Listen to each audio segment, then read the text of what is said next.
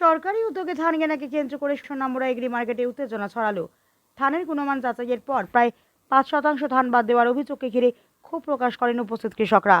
তাদের অভিযোগ, ধান বাজারে নিয়ে আসার আগে কতটা ধান মানের কারণে বাদ পড়তে পারে সেই বিষয় স্পষ্ট করে জানানো হয়নি। ফলে শেষ মুহূর্তে এসে তারা আর্থিক ক্ষতির আশঙ্কায় পড়েছেন।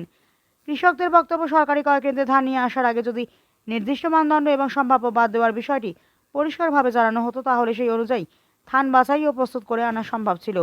কিন্তু ক্রয় কেন্দ্রে এসে ধান বাদ পড়ে তাদের প্রত্যাশিত পরিমাণে অর্থ পাওয়া নিয়ে অনিশ্চয়তা তৈরি হয়। পরিস্থিতি উত্তপ্ত হয়ে উঠলে কৃষকদের পক্ষ থেকে তাদের প্রতিনিধি এগিয়ে আসেন।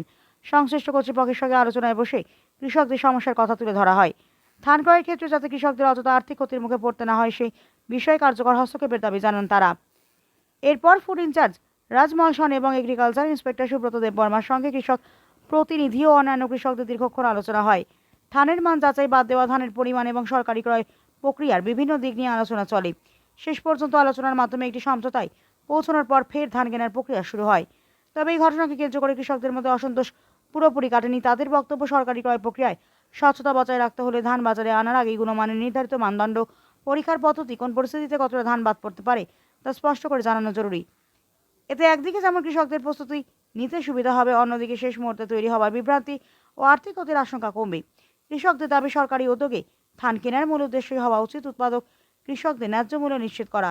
তাই ভবিষ্যতে ক্রয় প্রক্রিয়ায় কৃষকদের স্বার্থকে অগ্রাধিকার দিয়ে আরও স্পষ্ট ও সমন্বিত ব্যবস্থা গ্রহণ করা হোক।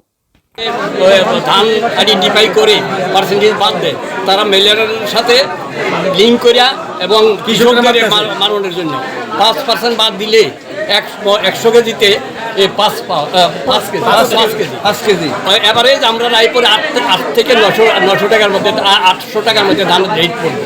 আর আমাদের এখানে খরচটা হলো একটা বস্তাতে 25 টাকা বস্তা, গাড়ি আনলোডিংয়ে আমাদের প্রায় 50 টাকার কাছাকাছি যায় পৌঁছে একটা বস্তার খরচ।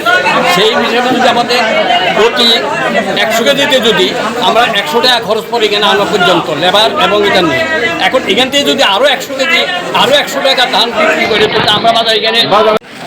আমার বক্তব্য হলো যে সরকার ধান নিব, ভালো কথা, ধান নিব এমন কোনো কথা তারা আগে কইছে না যে এত % আমরা বাদ দিয়ে দেবো।